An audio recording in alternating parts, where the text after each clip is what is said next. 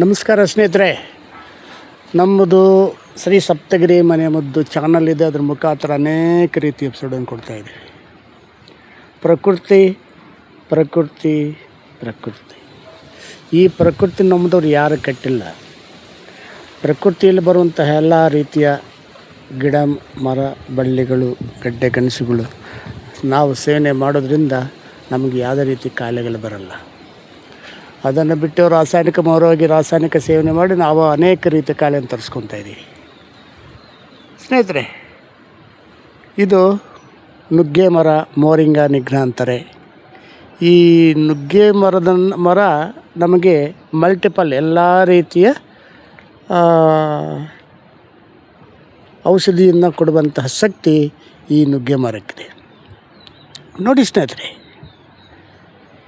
ಈ ನುಗ್ಗೆಕಾಯಿ April, May, June, July ಇದು ಸೂಕ್ತ ಕಾಲ ಸೇವನೆ ಮಾಡೋಕ್ಕೆ. ತದನಂತರ ಸೇವನೆ ಮಾಡಬಾರ್ದು. ಕಾರಣ ಪ್ರಕೃತಿಯಲ್ಲಿ ಸೀಸನ್ ಅಂತಾರೆ. ಆ ಸೀಸನಲ್ಲಿ ಬರುವಂತಹದ್ದು April, May, June, July, August ತಿನ್ನಬಹುದು. ಎಷ್ಟು ಬೇಕಾದ್ರೆ ತೊಂದರೆ ಇಲ್ಲ.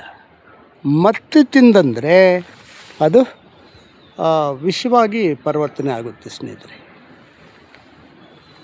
ಕಾರಣ ನಮ್ಮ ಭೂಮಿಯಲ್ಲಿ ಅನೇಕ ರೀತಿಯ ರಾಸಾಯನಿಕಗಳಿದೆ. ಆ ರಾಸಾಯನಿಕಗಳನ್ನು ಇದನ್ನು ಉಪಯೋಗಿಸ್ಕೊಂಡು ನಮಗೆ ವಿಷವಾಗಿ ಪರಿವರ್ತನೆ ಆಗುತ್ತೆ. ಮತ್ತು ಇನ್ನೊಂದಿದೆ, ಸೆಕ್ಸ್ಯುಲಿ ಭಾರಿ ಒಳ್ಳೆಯದು ನುಗ್ಗೆಕಾಯಿ, ಇಲ್ಲ ಅಂತಿಲ್ಲ. ಆದರೆ ನಾವು ಆ ಒಂದು ಸೀಸನ್ ಬಿಟ್ಟು ಮತ್ತೆ ಸೇವನೆ ಮಾಡಿದಾಗ ಅದು ಆಪೋಸಿಟ್ ಆಗ್ತದೆ.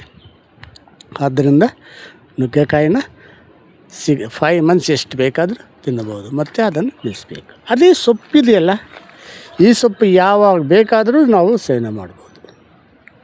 ವರ್ಷದುದ್ದಕ್ಕೂ ಸೇವನೆ ಮಾಡ್ಬೋದು. ನಮಗೆ ತೊಂದರೆ ಇಲ್ಲ, ಯಾವುದೂ ತೊಂದರೆ ಇಲ್ಲ.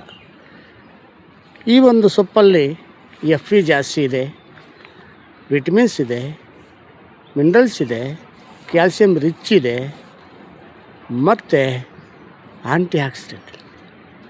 ಇದು ಒಂದಲ್ಲ ಎರಡಲ್ಲ, ಅದು ಇಂಡಿಯನ್ ವಯಾಗ್ರ ಅಂತ ಕರೀತಾರೆ.